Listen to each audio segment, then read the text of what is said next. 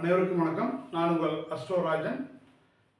ALP வாஸ்து மற்றும் ALP ஜோதிடர் தாளவாடி, ஈரோடு மாவட்டம். ஸோ இன்றைக்கி பார்க்கக்கூடிய ஜாதகம் பார்த்தீங்கன்னா ஒரு ஆணின் ஜாதகம், வயது 27.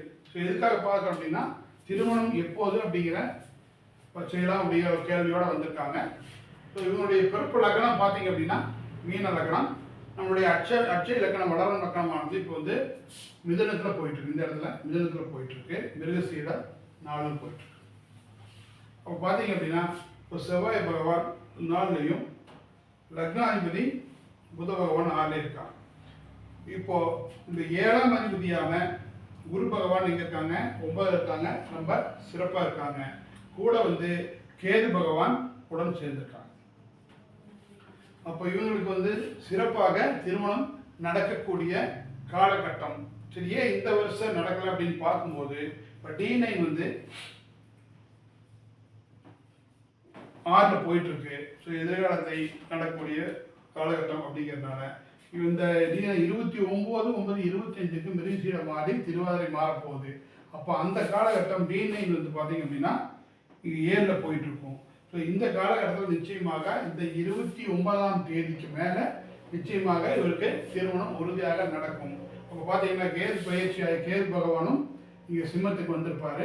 ஒரு அற்புதமான காலகட்டமாக அது இருக்கும். அதே மாதிரி இப்போ இவங்களோட இது கேள்வி என்னன்னு கூட ஒரு ஜாதகம் வந்திருக்கு. இந்த ஜாதகம் ரொம்ப விருப்பப்படுறாங்க. அந்த பொண்ணு வந்து பேங்க்கில் வந்து ஒர்க் பண்ணிட்டு இருக்காங்க அப்படின்னு சொல்லியிருக்காங்க. அது சூட் ஆகுது அப்படின்னு சொல்லி பார்ப்போம். இப்போ பார்த்தீங்க அப்படின்னா 7ஆம் அதிபதி குரு பகவான் 9ல் இருக்காங்க. இங்கே பார்த்தீங்க அப்படின்னா இந்த இடத்துல இப்போ வந்து இந்த இயக்கத்தை வந்து இப்போ இந்த இடத்துல வந்து செவ்வாய் பகவான் இயக்கிட்டு இருக்கிறதுனால ஸோ மத்திய அரசு சம்மந்தப்பட்ட பேங்கிங் சம்மந்தப்பட்ட பொன் குரு பகவான் அப்படிங்கிறதுனால நிச்சயமாக அந்த பெண் உங்களுக்கு அந்த வரன் அமையும் அப்படின்னு சொல்லியிருக்கோம். இந்த காலகட்டத்தில் நீங்கள் இப்போ பேசி முடித்தா நிச்சயமாக இந்த தேதியில் உங்களுக்கு உறுதியாக திருமணம் நடக்கும் அப்படின்னு சொல்லியிருக்கோம். அதே மாதிரி இப்போ இங்கே இருக்கிற குரு பகவான் 5ஆம் பார்வையாக ஏல்பி லக்கணத்தை பார்வை செய்கின்றார். இவருடைய கோச்சார குரு பகவான் 5ஆம் பார்வையாக 5ஆம் பாவத்தையும் 7ஆம் பார்வையாக 7ஆம் பாவத்தையும் 9ஆம் பார்வையாக